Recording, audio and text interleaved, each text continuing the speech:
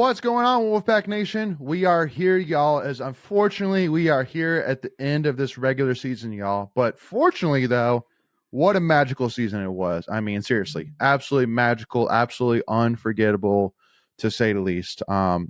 Just it was a roller coaster. Yeah, it was a roller coaster, to say the least, but we definitely ended way better, I think, than any of us ever would have thought we would have gotten to. But did we, though? And we'll get into it. Well, with our predictions. Yeah, no, absolutely. Well, yeah. And we'll talk about maybe a little bit of Homer's side there, because I mean,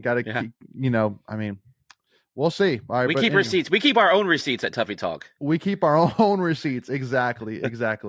But real quick though, before we get into how the season broke down, one of the things that just recently got announced was the 2023 All-ACC Teams. We want to kind of spend a couple minutes here and talking about it. So the biggest things for NC State wise, we had one player in first team All-ACC, no shocker, Peyton Wilson. Peyton Wilson. Yeah, Peyton right. Wilson. Yeah, right. Mr. Do It All. AC Defensive Player of the Year. Shout out to the GOAT there. And then we had Kevin Concepcion get second team All-ACC, wide receiver, 138 votes, which is the most votes of any offensive player on second team All-ACC, which is an interesting thing. Just missing it. He's just missed it. Because the lowest wide receiver 3 for first team offense was Xavier Restrepo from Miami. He had 147 votes, so he's 12 votes difference between Restrepo and KC. So, and really, that's just like, I think you get like 3 points for a first place vote, and I think it's like 3, 2, 1, and so depending on how you wanted to break that up, he was only maybe 4 first place votes from making second team, which again, first team, excuse me. I mean, Restrepo is, I think, a junior, and I mean, Casey's a freshman, so yeah. I mean, you can't be really too upset there. But and then third team wise, reminder. Aiden White, which I think was disrespectful, completely disrespectful, absolutely. And then Anthony Belton got third team All-ACC. But yeah, no, Aiden White, and it's funny. I was doing some thinking too. Like, we talk about, because there's, I mean, I think, and I know Greg, when I first mentioned this, towards the beginning of the year, talking about Peyton Wilson, among the all-time greats. I mean, now that you've seen the whole thing, are you putting him as the best linebacker? Yeah, I don't know about best, but he's definitely top 3. We kind of got into it in one of our live streams, I believe it was. Yeah. And I had him as a fringe Mount Rushmore linebacker. Top 5, yeah. I think you want to change my mind. I mean, yeah, it's unbelievable. And here's the thing: we've talked about it before. We tend to overrate or overhype people that are in the moment, right? Sure. And you kind of forget about the older players that have come before them, because it's just the most fresh thing in your mind. But it's hard to overlook that. Well, and especially too, because the guy that we have second on the list, and at least in our list, and D'Antonio Burnett, I mean, he's even he's singing the praises of Peyton Wilson all day long. Sure. And I mean, and because D'Antonio Burnett, I think, could only dream of running as fast as Peyton Wilson does. That's the other thing too. Yeah. So Thunder was a thumper. I mean, he was I mean, he didn't have that quite the speed. I mean, what did Peyton? I mean, I think Peyton has gotten clocked as the fastest football player this year, period. Like NFL and in college. Yeah. So I think it was 23 miles an hour. Is that I think linebacker wise, he was the top. He was the fastest. Yeah. In the country linebacker wise. But yeah, I mean. And because that's the other thing too, that I think that if you are to put him over LeVar Fisher and D'Antonio Burnett, it's more because the speed and the coverage skills. Yeah, and I think he's going to get the awards too, right? Which those two didn't get all the awards. Fisher was a All-American, first team All-American, but it's the national awards that will probably come his way. Now, obviously, those votes will happen in the next couple of weeks, but I think he's got to win at least one of those, right? Yeah. Oh, for sure. There's no doubt about it. I mean, again, Dave Doran himself, which Dave Doran, he's never been one to ever say anything in terms of postseason awards. Really, even with Chubb, he's never really said much. In terms of awards. He doesn't lobby exactly. He's kind of lets his players do talking. But I think with Peyton Wilson, another thing too, man, like you really have to give his hat off to how he handled the locker room. Like, I mean, after the Marshall game where, you know, he went back on the media and said, guys, we need to stop booing Brandon Armstrong. Like, love Wolfpack Nation, but we got to stop booing him. I mean, like, that's something we haven't seen in quite some time. Somebody, I mean, really step up and have a player's back like that. You know what I mean? Like, it's not like simple, like, no, it's not an individual thing. It's a team. But for him to specifically say, guys, we need to stop booing Brandon Armstrong. Yeah. Like that, I think honestly says a lot. And I think that this turnaround you saw after the bye week, I think that's why you saw what you saw. Yeah, exactly. It's all about leadership. Yep, it's all about culture. Absolutely. So right, and it's your most senior guys that are saying, "Hey, we ain't going out like this." No, there's still half a season. A lot of people out there are writing us for dead. Right? They're ready to move on. Right? We're a basketball school apparently. Right? We from Steve Smith. They're just mailing it in, and that just didn't happen. No, exactly. And so now the interesting thing too is I think that AC Player of the Year going to Jordan Travis is one that definitely kind of size he's a Heisman hopeful, right? Like he's probably going to be a finalist for the Heisman. But is he though? I mean, he was being talked about it. Granted, I know he missed the last 2 games essentially, so he probably won't now at this point. Well, and also too because I mean, Peyton Wilson is up there for every single award he could possibly get besides the Heisman. Right. So and here's the other thing: defense isn't sexy. Well, because another thing I would say is that I mean, even though this stuff, I think we, again, we'll definitely try and stay away from talking UNC too much, but I think we can agree that Drake May last year was better than Drake May this year. But is Jordan Travis really above Drake May though? I don't know. Like that's the stats bear it out, but again, we've talked about stats. You can make them look and sing whatever narrative you want it to sing. Exactly. Right. No, 100%. So, but yeah, so I did kind of, it's funny. Let me pull up this poll, which I made, yesterday asking about between Kevin Concepcion getting second team All-ACC and Aiden White getting third team, which one was the bigger, shocker, I guess is. Yeah, I didn't actually vote in that. So if it's by one vote, maybe I could make the difference because I have an opinion. So there were 614 votes. 63% said KC. 37 said Aiden White. I would have said the other way. Really? Yeah, because wide receivers pretty deep in the ACC. There's a lot of really good wide receivers. I just don't think the level of cornerbacks are at that same level as the wide receivers. Well, and that's another thing too. I mean, Aiden White wise, I mean, would you consider him a top 5 cornerback that in-state's had? Oh, man, I would. That would take a few minutes because we've had some really good ones, right? I mean, Emerson's number 1. I don't think anyone can argue that. Oh, wait, you got somebody else? I'd put Aiden above David Emerson, and here's why. All right, here's why.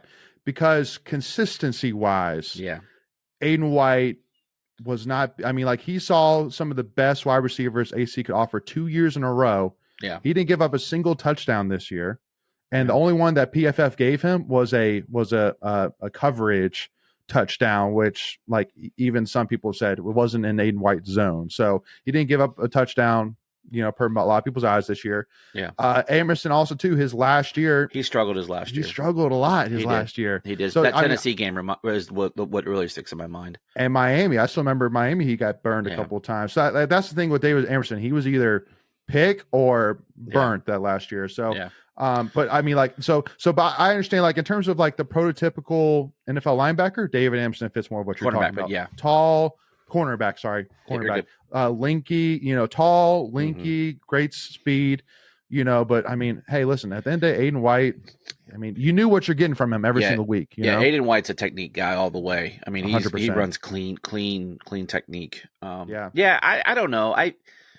It's a conversation. It is. It is a conversation. It's a great conversation, which, I mean, again, it just goes back to that you got to give your hats off to Doran, man. I mean, the fact that, these guys weren't 5-star guys. These were, 3/4-star guys that ended up being some of the best of their positions in the whole country. Yeah. And you have to get up to Burrow's finalist. No, wait. No, he's not, actually. How bad was that? Yeah. Exactly. So talking about postseason snub or postseason award snubs, I think that's going to be one of those to be discussed, because if you look at statistically, states like top 20 in just about every dang category. I mean, it's and you're talking Tony Gibson being Tony best Gibson, coordinator. Yeah, yep, absolutely. Yeah. I was a little tongue in cheek there when I said Broyles finalist, because I was like, how is he not? How is he not? Agreed. And we're homers, obviously. You know, this podcast is called Tuffy Talk, but I mean, we do try to keep it real. And I mean, this is a guy that has by all accords has been talked about for multiple head coaching positions, right? And so how are you not if you're consistently getting interviews or getting mentioned in these head coaching jobs, how are you not a top finalist for a position or a coordinator coach? Before we continue, I want to take a quick second to tell you about our sponsor, Flatlands Jessup Insurance Group, that has your whole world covered, with agents in 5 offices throughout eastern North Carolina to help you decide how much coverage you need. Offering policies for home and auto, recreational vehicles, commercial, crop, health, life, and employee benefits. They are able to combine options to find a comprehensive solution that works for you. Flatlands Jessup protects the things you love so you can spend less time worrying and more time enjoying them. Find them on Facebook and Instagram at Flatlands Jessup. You can also visit their webpage at www.flatlandsjessup.com. So please make sure to go and check them out. Absolutely. Well, and I mean, so hats off Tony Gibson for Absolutely. Sure. But one thing which I wanted to mention, listening to the live stream a little bit, was I think it was Lindsay asked the question: was this Doran's best coaching job yet? And I'm saying right now, whatever even happens in the bowl game, I think it's the best. No doubt about it. It's an unbelievable turnaround. I mean, it's a complete 180. Vegas had us at 6.5. We're at 9. We overshot it by 2.5 wins. And here's the other thing: after the Duke game, 6.5 was looking like take the under. Yeah, no, 100%. It was. Are we going to a bowl game? Right. Were we going to get the 6 wins? And now we're in the talks for the Orange Bowl. Like what? By ourselves in 3rd place in the ACC. 6-2 in the ACC. How crazy is that? The top 4 teams are all Atlantic teams again, even without divisions. Who would have thunk that, right? Right. I mean, I don't know what the odds of that would have been in Vegas, but I would have easily, Or I don't know if they're the top 4, but at least the only teams ranked in the CFP, or the Atlantic, yeah. Yep.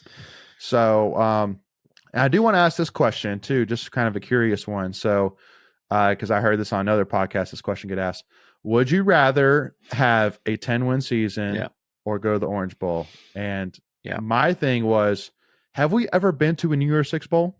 I mean, we've been to some old school bowls when there wasn't as many, like we've been to like the Cotton Bowl, which can be considered as a New Year's Six. I think we were the Cotton Bowl. Well, in the 11-win season, we went to the Gator Bowl. Yeah, so that's on New Year's Six. I mean, right. Here's the interesting thing. New Year's Six is a relative new term, right? Because we went to the Gator Bowl back in the day when it was played on New Year's Day. So, that was a New Year's Day bowl. Bowls have changed drastically over the last 15, 20 years because of TV. And but I think we went to a Cotton Bowl, but I can't remember. I think Tremaine's our running back Tremaine Stevens. I think his team with Sheridan went, if I'm not mistaken. They went to the Peach Bowl, and that was played New Year's Eve because I was at that game. Yeah, Peach that was like Bowl. 93. Right. I want to say 93. That's right. But again, the bowl games have. But see, you're right though. Like in some years, the Peach is a New Year's Day 6, right? Because that bowl has now since been elevated since the CFP became in existence. So again, So real quick, I mean, back to the me, original question. I'm saying, I mean, from a recruiting standpoint, saying we went to a New Year's Six Bowl. I mean, to play a high level competition team, and just say, hey, listen, we played against Ohio State in the Orange Bowl, right, or in Alabama potentially, Holy crap! I mean, we want Bama, right? We've been saying it. I mean, yeah. Well, and again, I'm saying all this saying. 6 weeks ago, we were talking about. We reminded people this was a rebuilding season. Yeah. That is the most mind-boggling. We were part. Fighting for the Military Bowl. Yeah, we were hoping and praying to go to the Pinstripe Bowl. Like we were praying for it. Yeah, and here we are saying we could. So listen, I mean, at the end of the day, so what is your answer? So what do you want? Yeah, I want to go play against the best team possible. I think I think as a competitor, you want to do that, right? And because if you win that game. Elevates it even more. I mean, because again, that's a cherry. That's a cherry right on top. we've already locked Casey in. Yeah. Like we already have a lot of guys coming in, freshmen that'll be playmakers. Yep. And again, I mean, like with everything Dorn's done with, developing guys, like I think there'll be a line out the door of guys who would love to come play for in-state next year. Yeah, this is kind of what we were talking about in 21, right? When we had the potential for that 10-win season, we were looking for that 10th win to kind of catapult you to the next level. And I think this bowl season can be that 21 season, right? And here's the other thing. Like, and this is no disrespect, and I kind of talked about it in the live stream the other night. Like, to think that this is could be the team that gets you to 10 wins is insane. Like again, good talent on this team, but it wasn't the talent that we had 2, 3, 4 years ago when we've had multiple opportunities to get to 10 wins. That's the insane part. So I don't even think we've reached the ceiling with a lot of these guys on this squad, assuming everyone, stays whole because of the NIL and the transfer portal and all that stuff. 21 was definitely a more talented team than this team in terms of paper. Easily. Yeah. Carrie Angeline, Thayer Thomas. Yeah, look at the guys in the NFL right now. Yeah. And then on defense, you had Drake Thomas. Yeah. You had, it was Isaiah Moore. It was definitely Isaiah Moore. Yeah. Like it was definitely a better talented team. So again, and I think now at this point we'll kind of start to talk about kind of recapping the season in part 2 here. But I just really can't say enough again of that. I think it's obvious. Like I've always said, every single year I want to see us moving upwards. Like I want to see trending upwards. Exactly. Yep. And there's no doubt we are trending upwards. There's no doubt about it. Like, and I'm looking, because we've talked about next year's schedule, and I mean it's a Louisville type schedule. Yeah, it's not a very tough schedule, assuming that there's not really big changes in terms of like all of a sudden a bad team doesn't get really, really good, which I mean, in today's transfer portal world, who knows? But not looking too far ahead of it. I think the toughest team on that schedule is going to be Clemson, and they're not the same Clemson. Like honestly, they don't scare me right now. I mean, we beat them the last 2 of the 3 years. Now, granted, that game will be in Death Valley, which changes that complexity a lot, because that's a tough place to play. I don't care how good or bad Clemson is. For sure. But the home schedule, I mean, it's another schedule where you could start off continuing your home winning streak, because there's really not a tough team. Because I think we have Duke at home next year, and who knows what that team's going to look like. Because obviously Elko just took A&M.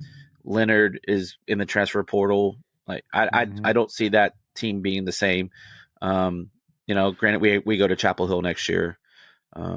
Yeah. So so we play Tennessee in the Duke's Mayo kickoff. Yeah. Then at home we play Louisiana Tech, NIU, Duke, Stanford, Syracuse, Wake Forest. None of those games I'm really like, whoa. Like I mean, you could go undefeated next season, and I wouldn't bat an eyelash. No. Then we play at Cal, at Clemson, at Georgia Tech. Georgia Tech's gonna be better. Georgia Tech and at UNC. Right. So we have. And like you said, we have Tennessee on a neutral field. So right. So I mean, Georgia Tech, can't overlook that.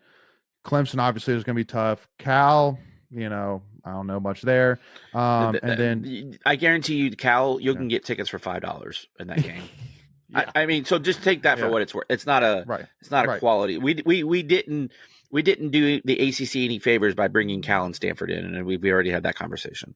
The only thing that's a little bit different is I wonder how they're going to handle the schedule wise, because obviously this is going to be the first time where I think this team and even Dorn is going to have to prepare for an away game that's this far away. That's not a bowl game. Right. So, you definitely got to take into a little bit more like jet lag, things like that, so that's the only thing that kind of worries me with the Cal game. But so I'm really only circling 3 games on the road schedule with Clemson, at Georgia Tech, and at UNC. And Georgia Tech's a small stadium. Like it's not like it's not. Death Valley is definitely the toughest game on that schedule. For sure. Taking from the ACC perspective, I think the toughest game overall will be that Tennessee game, the second week of the season. Yeah, but either way, I mean, the point being is that I still am standing by my comment saying it's not a matter of if, it's a matter of when we get this championship. Like it's only a matter of when. It's coming. It's happening. We're not knocking on the door. We are banging on the door. Like I mean, it's It's there. Yeah, and again, this is this season, but I think Florida State's going to look drastically different. They brought a lot of 1-year guys in. Like, are they going to be able to replicate that? Louisville, can they sustain success? But anyway, that'll be fun for the preview for next year. Yeah, no, but it is interesting though that like it hit me this year about how, man, it's so weird not playing Boston College this year. It is. It's really or Syracuse, same thing. Or Syracuse. Yeah, it's weird. Not playing them, but I'm okay with that. Like I like, and here's the thing, and we keep talking about, you're saying, it's not a matter of if, it's a matter of when. If that schedule lines up, and we're kind of looking at something like that potentially for next year, where you're getting some of these teams in kind of down years or transitional years, that's when you have to take advantage of it. And then you have to stack consecutively after you've done that, right? So we've been stacking nicely. Now it's time to go just smash the door in. Absolutely. So excited for it, and excited for the season. And again, I mean, just got to give a shout out to Peyton Wilson once again, man. I mean, that dude was absolutely phenomenal. He will be missed, no doubt about it. But I think that now that you've learned the news of KC being locked in for 2024, I mean, first of all, I mean, that's just great news, period, no matter when it happens. Yeah. But I think the fact that it happened so early is huge. I mean, it's an absolute game changer, because now the day the portal opened, he said, I'm back. Yep. And made it very clear and signed a contract and everything. Yeah. Because now that is a ultimate recruiting coin right there. Well, here's the other thing. You can build around it, right? Now you can go get those guys. Hey, look, we've got a playmaker who started as a freshman, was second team All-ACC, was ACC Rookie of the Year, ACC Offensive Rookie of the Year. You can be that next Concepcion. When you go to a recruit's home, you have playing time. You don't have to go to an Ohio State and sit for a year or two. You don't have to go to an Alabama and not start. Are you alluding to something? Hey, take it for what you want. I'm just saying. But the point is you can come. I think it was. I think it was Thayer. I think Thayer said you can live out your dreams going to NC State. I think I saw that tweet. And we've talked about it in other sports. If you're good enough, all right. I mean, we've seen it. We've seen Bradley Chubb get drafted in the first round. We've seen Bradbury get drafted in the first round. We've seen Icky get drafted in the first round. You can do that and still be successful at NC State. So why not come forge your own path? Why don't you be the big fish in the little sea instead of the little fish in the big sea? Amen. I like it. All righty, y'all. So with that being said, we will pause on this recap here, and we will pick up actually kind of breaking down the season overall and talking about comparing our preseason predictions to how it ended up. And so to make sure you do not miss out on that, do us a huge favor and hit that subscribe button, hit that notification bell so you're notified on all your devices whenever we go live with any new Tuffy Talk content. And if you enjoyed this conversation, please do us a big favor and hit that like button, and also to make sure to give us a follow, Tuffy Talk Now on Twitter, Instagram, and TikTok, y'all. But thank you all so much for tuning in. We'll see y'all soon, and go Pack, y'all. Let's go Pack.